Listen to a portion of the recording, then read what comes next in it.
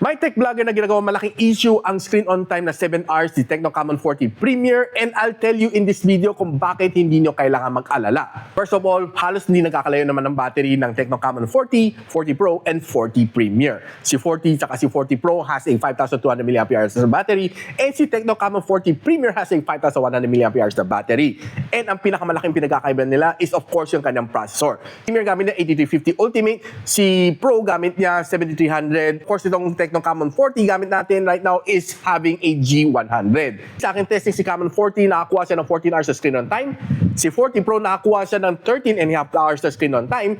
And si 40 Premier nakakuha lang siya ng 8 hours sa screen on time. Mas kanyang battery dahil halos magkakapareho lang kanilang size. Second is that ang malaking nagko-consume ng battery is ang kanyang 8350 Ultimate na processor.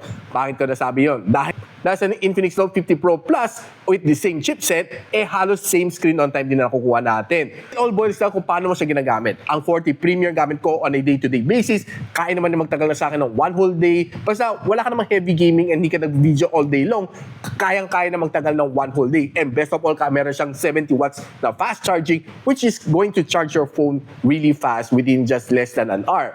Next time na sinabi sa inyo ng tech vlogger na yun na pangit ang battery life ng isang smartphone, check nyo sa Gadget Sidekick. Sasabihin ko sa inyo ang tunay na rason and kamusta naman ang day-to-day usage natin. So don't forget to subscribe.